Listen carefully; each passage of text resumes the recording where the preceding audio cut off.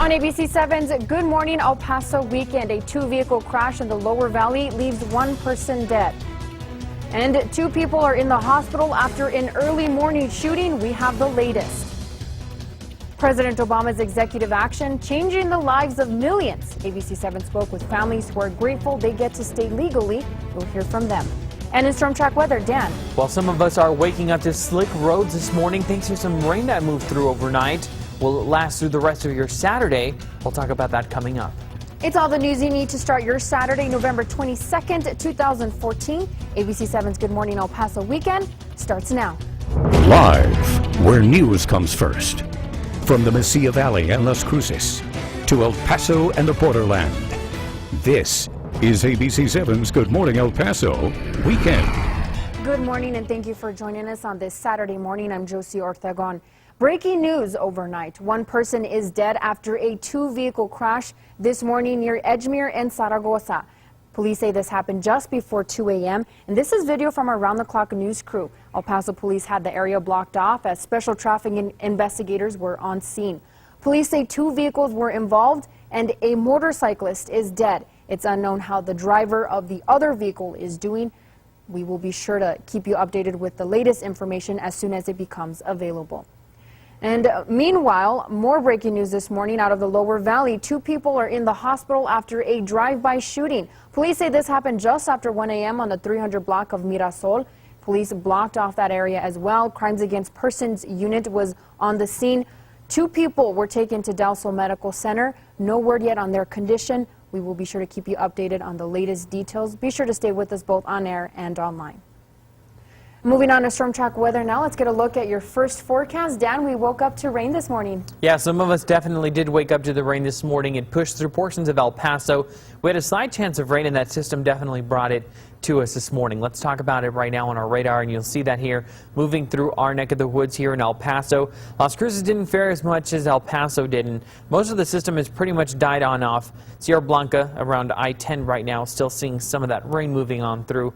But you know what? Those clouds that we saw come through with this rain definitely kept us warmer than what we had anticipated earlier. Here's a look at our WeatherNet sites. 53 right now at the Tech 2.0 Center, 55 over at the Mattress Firm on Viscount, and 53 here at the KVIA studios. Temperatures are decreasing behind this system as well, and we'll take a look at those in just a second. We are expecting breezy to windy conditions today, though, here in the borderland. At noon, 62 degrees is what you can expect, and the same temperature by 5 o'clock. But you notice those winds go from breezy to about windy or so.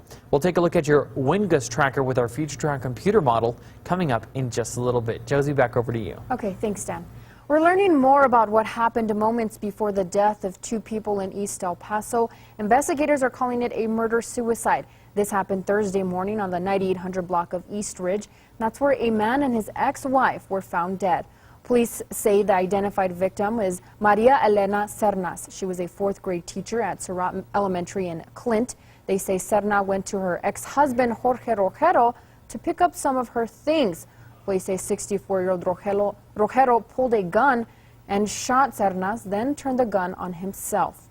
Officers were called on a welfare check because a concerned family member hadn't heard from either one. Neighbors say they are still in disbelief. She's just a friend to everybody. I mean, such a great person. There's nothing bad you can say about her. It's just wonderful. She was eloquent. She was beautiful. One of our best teachers here. Just a beautiful person that we're all going to miss. And meanwhile, police have identified the suspect of a deadly shooting. This happened just before 2 a.m. on the 400 block of Duran in the lower valley earlier this week. Police say the shooter is 68-year-old Gabriel Chavez. Chavez is in custody, but police are not releasing his mugshot just yet. According to investigators, officers responding to the scene near North Loop and San Jose saw Chavez holding a gun and walking away from the victim lying on the ground. Crews took that man to the hospital, where he later died. Police have not released his name just yet. Investigators in North Texas say an El Paso teenager posed as a 12-year-old and enrolled in an elementary school in that city, possibly to recruit children for an admitted sex offender. Police in the town of Hearst arrested 28-year-old Randy Ray Wesson and charged him with promoting and selling child pornography. They also say he forged documents in order to enroll 17-year-old Ricardo Javier Lugo in school. Police charged Lugo with possession of child pornography. According to court documents, Wesson says he picked up Lugo in El Paso because his mother no longer wanted him, then re-enrolled the teen in elementary school under the alias Matthew Drew Wesson. This all came to light after police investigating an internet child porn case showed up at Wesson's home. Police say phone messages between Wesson and Lugo indicate Lugo may have been trying to lure classmates to Wesson's home. School district officials are aware of the allegations. Sickened by this, to think that this could be happening, and that is why, again, I urge parents, talk to your kids. Sit down with them, as uncomfortable and distressing as this conversation might be. According to court documents, Wesson admitted to police he had more than 40,000 child porn images and had sexually abused more than 100 children. Wesson even identified 12 victims by name, according to police. Investigators allegedly found child porn images in Lugo's cell phone, including a video allegedly showing Lugo spanking a child in what appears to be a school. And moving on, El Paso police are asking for your help in finding two men involved in an apparent computer scam. Police say the men claimed to sell brand new laptops that were instead cutting boards. Take a look. Police say on November 6, two men offered to sell a person 2 Apple brand laptop computers and an Apple brand iPad. After the person paid the suspects, they handed over what appears to be 2 brand new computers and an iPad wrapped in factory packaging.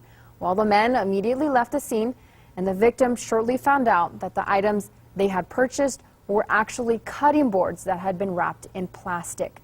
About a week later, on November 15th, the suspect struck again and approached another victim on the east side of El Paso. The suspects this time sold the victim items appearing to be iPads. Police described the suspects as 2 African Americans in their late 20s to early 30s. One suspect is described as having a large or muscular build and the other as being thin. The suspects were seen in a 4-door gray or silver car similar to a Hyundai Elantra. Anyone with information is asked to call Crime Stoppers at 566-8477. President Obama's executive order will change the life of as many as 5 million immigrants.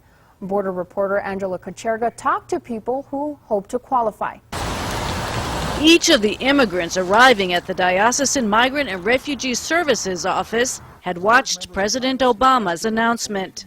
Muy emocionada, muy contenta por lo que está. This mother says she's happy she can come out of the shadows. She's been living in Texas for a decade. Her 4-year-old daughter was born here. President Obama's executive order will help 5 million people, many parents of U.S.-born children, ¿Y ella nació aquí? Sí. like little Evelyn, avoid deportation.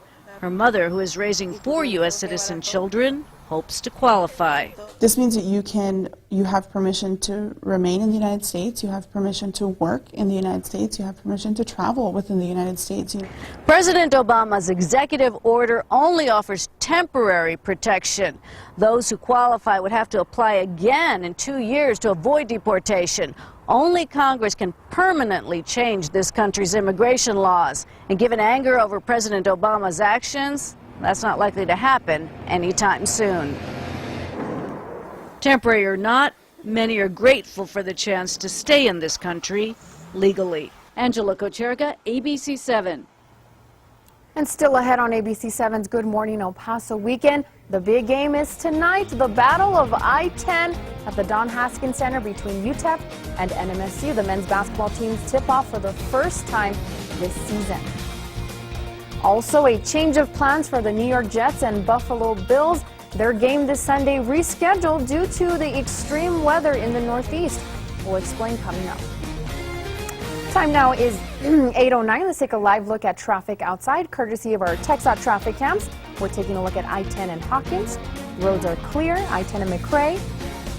Roads are clear this morning, so if you are headed out and about, you won't run into anything major. Meanwhile, in storm track weather, Dan. All that is good news, though. We did see those slick roads this morning as the rain pushed on through. Could we see any more of that today? That's coming up in storm track weather. You're watching ABC 7, where news comes first. You're watching ABC 7's Good Morning El Paso Weekend with Josie Ortegon and Storm Track Weather with Dan Martinez.